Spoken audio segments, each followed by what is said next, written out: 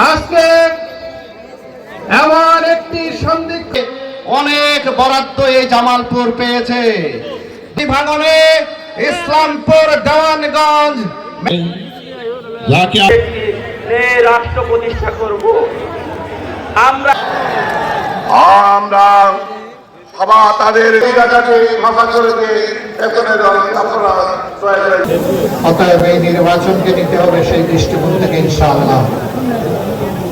নির্বাচনে কয়টা ভোট? প্রথম ভোট হার পক্ষে ইনশাআল্লাহ। হা জিতলে বাংলাদেশ জিতবে, হা পরাজিত হলে বাংলাদেশ পরাজিত হয়ে যাবে। আমরা কি বাংলাদেশকে জিতাবো না পরাজিত করব? ধন্যবাদ আপনাদেরকে। হা মানে আজাদি, না মানে গুলামি। যারা আবার আমাদের গলায় গোলামির জিঞ্জির পরাতে চায় তারাই কেবল হা ভোটের কথা বলতে পারে। তারা হা ভোটের ব্যাপারে স্বস্তির সাথে কিছু বলতে চান না।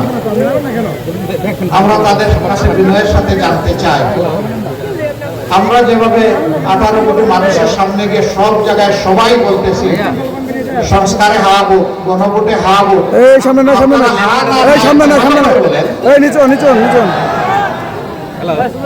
আস্তে আস্তে লুকিয়ে লুকিয়ে বলেন কেন? যদি না বলেন বলে দেন যে আমরা সংস্কার চাই না, নতুন বাংলাদেশ চাই না, পুরোনো ব্যবস্থা চাই, ফ্যাসিবাদ আবার চাই।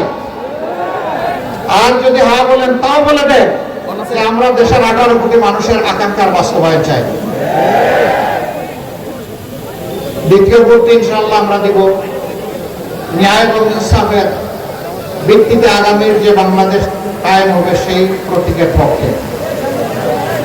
এখানে 5টা আসনের 5টাতেই দাঁড়িপাল্লার পক্ষ হয়ে ইনশাআল্লাহ 11 দলের প্রার্থীরা লড়াই করবেন। সারা বাংলাদেশে যাকে যেটা হাতে তুলে দেওয়া হয়েছে ওইটা নিয়ে ইনশাআল্লাহ তারা লড়াই করবেন নিজেকে নেতা বানানোর জন্য, তাই না? না, তারা লড়াই করবেন নিজেকে জনগণের সেবক বানানোর জন্য।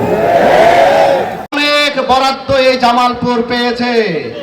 ভাঙনে ইসলামপুর দেওয়ানগঞ্জ মেলা পাথরে পরিণত হয়েছে, যাকে রাষ্ট্র প্রতিষ্ঠা করব।